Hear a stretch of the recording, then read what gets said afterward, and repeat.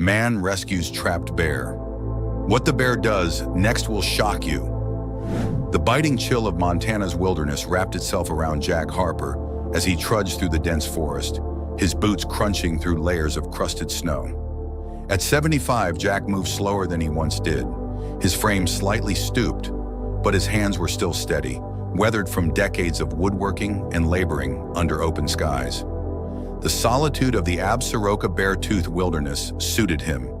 It had been his refuge since Margaret, his wife of 45 years, passed away 3 winters ago. Their cabin, nestled between towering pines and overlooking a small icy creek, was a place of quiet reflection, filled with the scent of sawdust and the faint echoes of memories he wasn't quite ready to let go. Jack's days were marked by routine, chopping wood for the stove, carving intricate patterns into reclaimed timber for furniture, and walking the trails that wove through the forest like veins.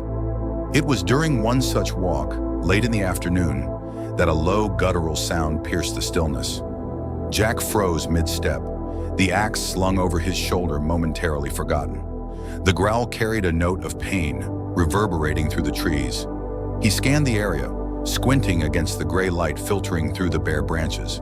The sound came again, a raw mix of a growl and a whimper. Jack's heart thudded. He knew what it was. He'd spent enough time in these woods to recognize the cry of a bear. Caution tempered his curiosity as he tightened his grip on the axe handle. Moving carefully, Jack followed the sound, his boots leaving deliberate imprints in the snow. The forest, once tranquil, seemed to pulse with tension, the distant caws of crows providing an eerie soundtrack to his search. It wasn't long before he came upon the source, a large black bear lying partially obscured by brush.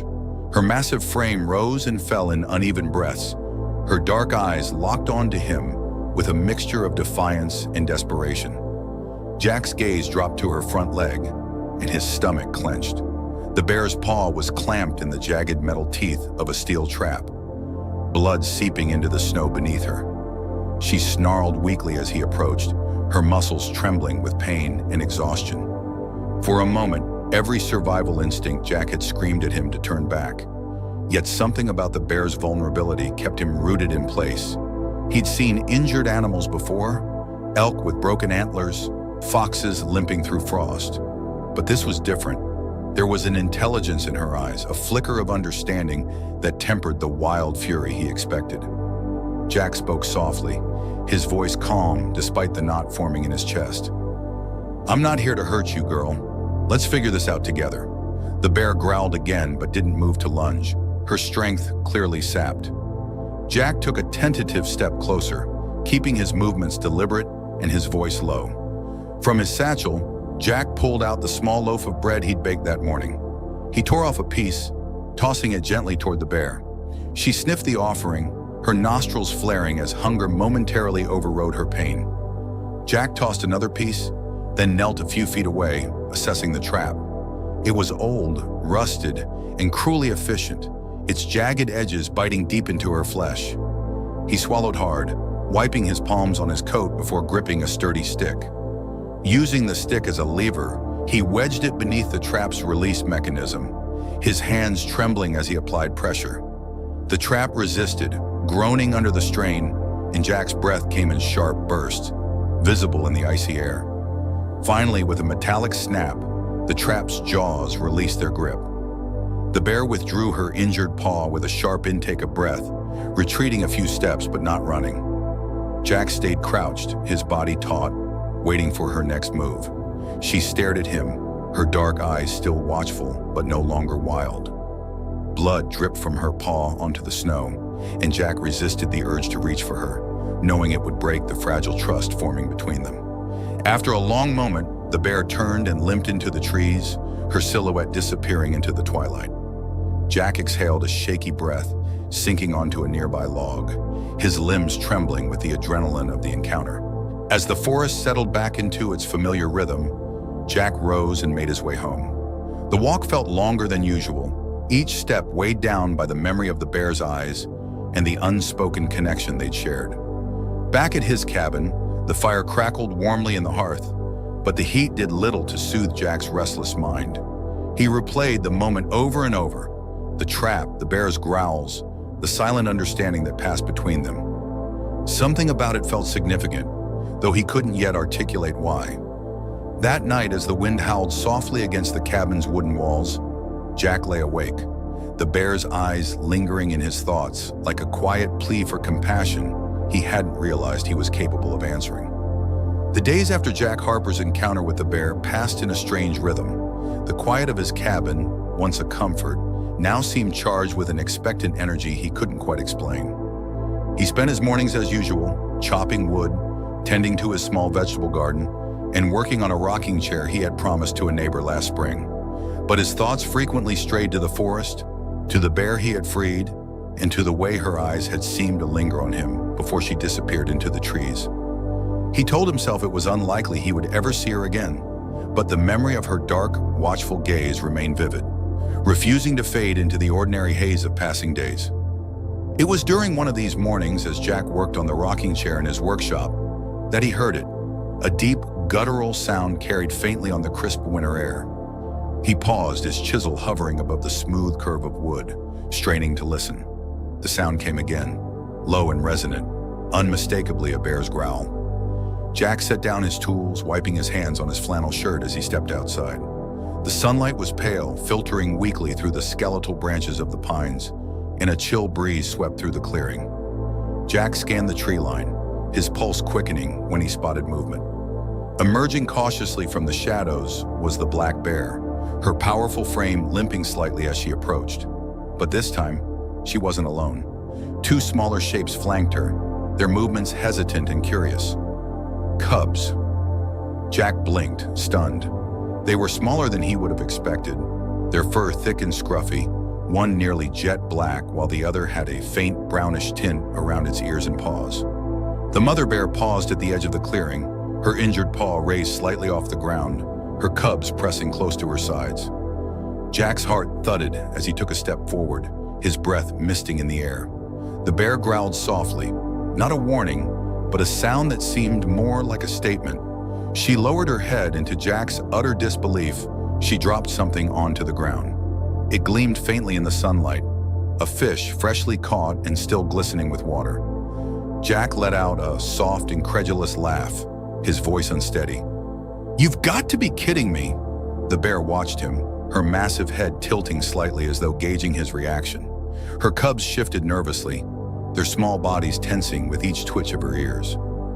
Jack approached slowly, his boots crunching in the snow, and stopped a few feet away from the fish. He crouched, his movements deliberate, his voice low. "You brought this for me?" He didn't expect an answer, of course, but the question felt natural. The bear didn't move, her dark eyes steady on his. Jack picked up the fish, its cold, slippery texture grounding him in the surreal moment. He held it up slightly in a gesture of gratitude, then stepped back to allow the bear her space. The cubs, emboldened by his retreat, began to sniff around the clearing, their stubby legs awkwardly navigating the uneven snow. One cub stumbled over a small log, letting out a surprised yelp before scrambling to its feet. Jack chuckled, the sound warm and unbidden, and to his amazement, the mother bear seemed to relax slightly. She let out a low huff, nudging the clumsier cub gently with her nose before turning her gaze back to Jack. He stood still, unsure of what to do next, until the bear took a slow step backward, then another, her cubs following her lead. Jack watched as they disappeared into the forest, their shapes melting into the shadows as seamlessly as they had appeared. For a long moment, Jack stood there, the fish still in his hands, his mind struggling to process what had just happened. He knew animals exhibited intelligence. He had watched ravens solve puzzles and deer navigate obstacles. But this was something else entirely. The bear had remembered him, sought him out, and offered a gesture of gratitude that felt almost human. It was humbling and unsettling in equal measure, a reminder of how little he truly understood about the creatures he shared this wilderness with. That evening, Jack prepared the fish for dinner, feeling a twinge of guilt as he cooked it over the wood stove.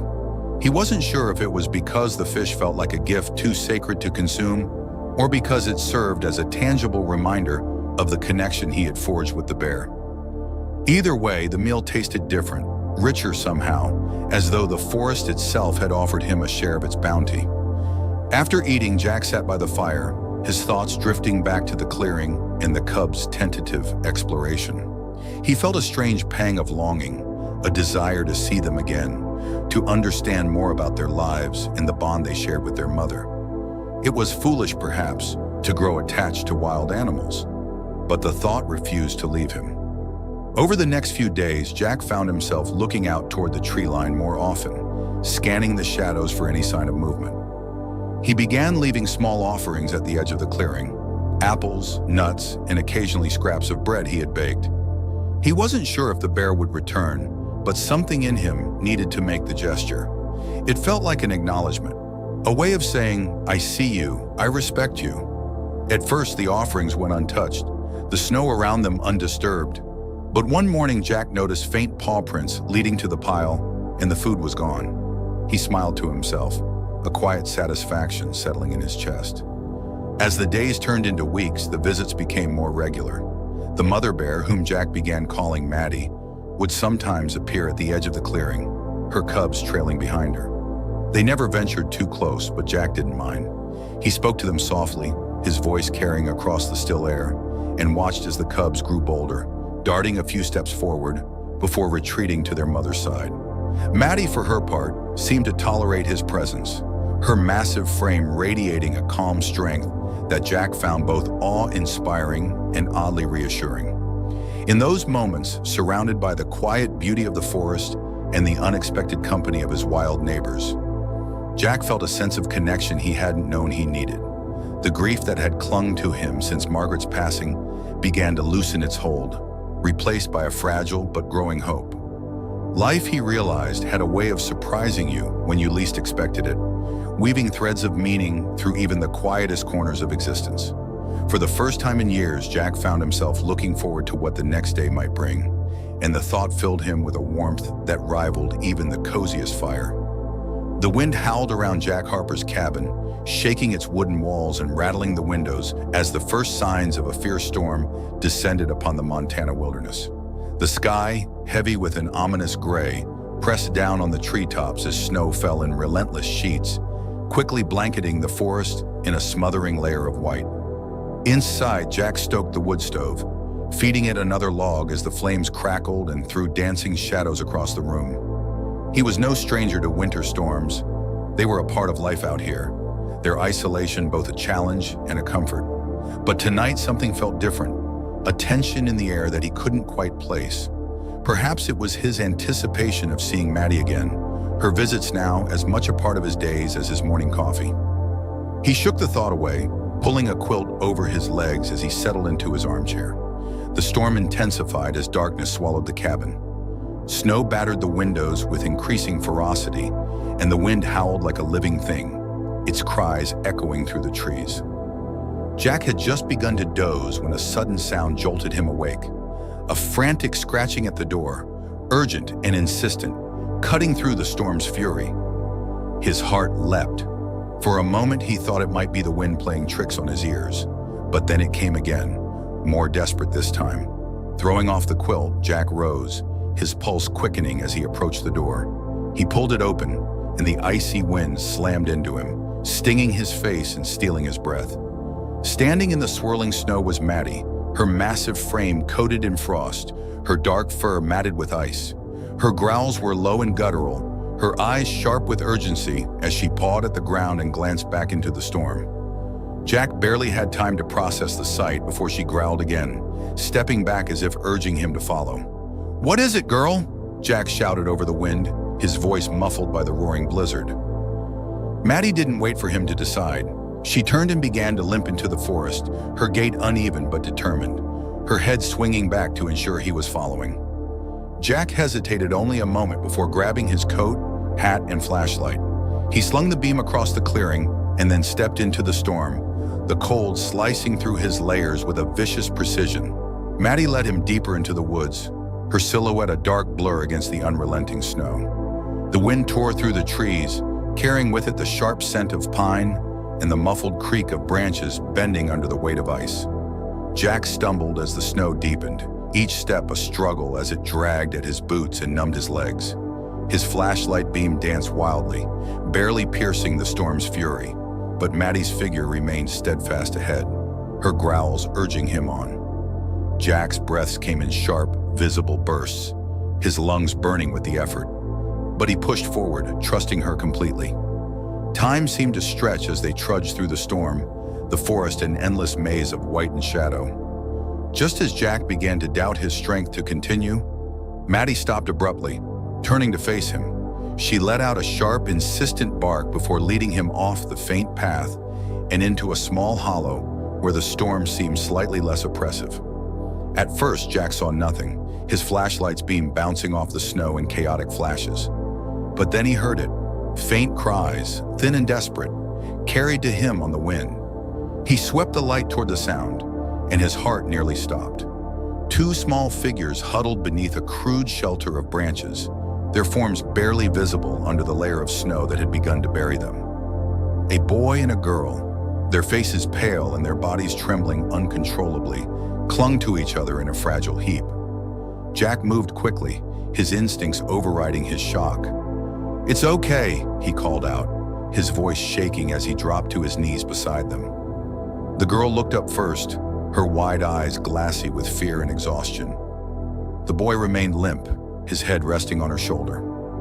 Jack shrugged off his coat, wrapping it around both children as he pulled them closer. "I've got you now. You're going to be all right." Maddie hovered nearby, pacing anxiously as her deep breaths sent clouds of steam into the frozen air. Jack spared her a quick glance, his gratitude wordless but palpable, before turning his attention back to the children. Their small bodies were like ice, their clothes soaked through and inadequate for the brutal cold. The girl tried to speak, but her teeth chattered so violently that her words were incomprehensible. "Save your strength," Jack murmured, his voice firm but gentle. "We'll get you warm soon." He lifted the boy first, cradling him against his chest before coaxing the girl to her feet. She stumbled, but Jack steadied her with a strong hand, his arm around her shoulders as he guided them back toward the faint path. The return journey was a blur of exhaustion and determination. Jack's muscles burned with the effort of carrying the boy while supporting the girl's stumbling steps. Maddie walked alongside them, her presence a silent reassurance. Several times Jack felt the urge to stop, to rest, but the children's faint cries spurred him onward. Finally, the faint glow of his cabin's windows emerged through the storm, a beacon of hope in the unrelenting wilderness. Jack nearly sobbed with relief as he reached the porch, kicking the door open and ushering them inside. The cabin's warmth was immediate, the crackling fire casting golden light over the scene as Jack set the boy down on a pile of blankets by the hearth.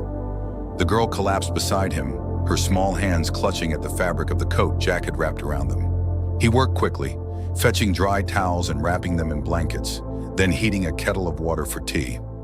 Maddie lingered by the door, her massive frame silhouetted against the firelight as she watched the children intently.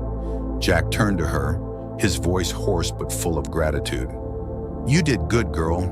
Real good." As the children warmed, their color began to return, and the girl managed to croak a few words. "Sophie," she whispered, pointing weakly to herself before nodding toward the boy. "Ben, my brother." Jack nodded, his heart twisting at the thought of how close they had come to being lost forever. "Sophie and Ben," he said softly, his hand brushing the boy's damp hair. "You're safe now." Rest as Sophie's lips trembled into the faintest of smiles before her eyes fluttered shut. Jack turned back to Maddie, who had finally stepped inside, shaking snow from her fur in heavy clumps. She huffed softly, her dark eyes meeting Jack's with an unmistakable sense of shared understanding. He knelt before her, his hand resting lightly on her shoulder. "I don't know how you found them," he said, his voice thick with emotion, "but you saved their lives tonight." Maddie let out a low rumble, her head dipping slightly as if acknowledging his words. In that moment, Jack felt something profound settle in his chest, a connection not just to this remarkable bear, but to the untamed beauty and resilience of the wilderness itself. The blizzard that had raged through the Montana wilderness was a memory now, leaving a sparkling world of white in its wake. The sun, pale but persistent, hung low over the forest as Jack Harper stood on his cabin's porch, gazing out at the stillness that followed the storm. Inside, the cabin bustled with new life. Sophie and Ben, the children Maddie had led him to during that harrowing night, were bundled in thick quilts near the fire, their laughter finally beginning to replace the shivering silence they had carried when Jack first brought them in. The siblings had warmed quickly, their strength returning with every bowl of broth Jack set before them and every kind word he offered. Their gratitude was as quiet as it was profound, communicated through shy smiles and hesitant nods. Yet it was Maddie, the mother bear, who remained foremost in Jack's mind. She had not lingered long after the storm, retreating to the forest once she was sure the children were safe. Jack hadn't seen her since, but he knew that her absence was temporary. She had a way of appearing when he least expected it, and somehow he felt certain that their bond was unbroken. The news of the rescue spread quickly, carried to the nearest town by a ranger Jack had contacted to reunite the children with their family. Sophie and Ben had wandered from their family's cabin, while their parents were distracted by preparations for the storm. When they didn't return, their parents had alerted the authorities, but the search was called off as the storm worsened. That Maddie had found them in such a vast, unforgiving wilderness and led Jack to their hiding place seemed to many in town like an act of divine providence. For Jack, it was something simpler, yet no less miraculous. A bond formed between two living creatures, an unspoken understanding that transcended the boundaries between man and beast. The townsfolk, intrigued by the story of Maddie's role in the rescue, began to visit Jack's cabin in small groups. Parents brought their children, young faces alight with curiosity and wonder, while older residents listened intently, their weathered features softening as Jack recounted the bear's quiet heroism. Jack was not used to such attention, having spent most of his life in solitude, but he welcomed it. Sharing the story felt like paying tribute to Maddie, a way of ensuring that the depth of her actions was not forgotten. The children in particular seemed enthralled, their imaginations captivated by the idea of a bear who saved lives and returned acts of kindness.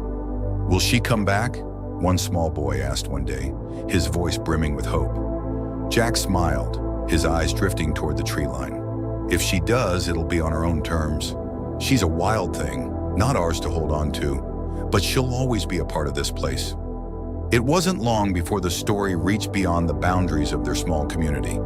A journalist from the state newspaper arrived at Jack's door one crisp morning, notebook in hand and a camera slung over her shoulder. She listened carefully as Jack spoke, her pen flying across the page as he described Maddie's first appearance, the moments of trust that had grown between them, and the blizzard night that had brought them closer than ever.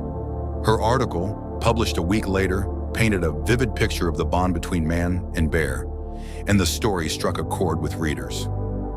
Letters began arriving at Jack's cabin, handwritten notes from strangers who had read about Maddie and been moved by her actions. Some shared their own encounters with wildlife, while others simply wrote to thank Jack for reminding them of the connection humans could have with the natural world. Jack read each letter carefully, his hands trembling slightly at the weight of their words. It was humbling to know that his quiet life, so far removed from the noise of the wider world, had resonated with so many people. As winter gave way to spring, the community decided to honor Maddie's story in a way that would leave a lasting impact. A group of residents approached Jack with the idea of hosting a festival, one that would celebrate not only Maddie's heroism, but also the importance of coexistence with wildlife. At first, Jack hesitated. He had never been one for grand gestures or public events, preferring the solitude of his cabin and the steady rhythm of his days. But as he listened to their plans, a gathering that would include educational talks, art displays, and fundraising efforts for local conservation initiatives, he found himself nodding. "If it helps people understand how important it is to respect and protect what's out there," he said, "then it's worth doing." The first annual Mountain Spirit Festival was held in late summer, its name chosen to reflect the awe-inspiring presence of Maddie in the wilderness she called home. The festival was a modest affair by design, held in the town square under strings of lights and colorful banners. Jack was surprised by how many people attended, some traveling from neighboring states to take part. There were stalls selling handmade goods, a small stage for speakers, and a photo exhibit featuring snapshots of Montana's breathtaking landscapes and its diverse wildlife. Jack himself was asked to speak, And though public speaking was far from his comfort zone, he agreed. Standing on the stage, the afternoon sun warm on his face, he gazed out at the crowd and took a deep breath. "When I first saw Maddie," he began, "she was in pain, caught in a trap meant to harm her. I could have walked away, but something stopped me. I think it was her eyes that didn't just see me as a man, but as a part of this world, like she is." What she did that night, leading me to those children, wasn't just an act of instinct. It was an act of connection, a reminder that we're not so different from the creatures we share this land with. We both want to survive, to protect what we love. And if we can remember that, maybe we can learn to live side by side. The applause that followed was overwhelming, but what stayed with Jack most were the conversations he had afterward. Parents approached him with their children, thanking him for inspiring them to teach the next generation about conservation. A young artist presented him with a painting of Maddie and her cubs, their forms rendered in sweeping, vibrant strokes that seemed alive. Jack accepted it with a quiet smile, his heart full in a way it hadn't been in years. As the seasons turned, Maddie's visits became less frequent.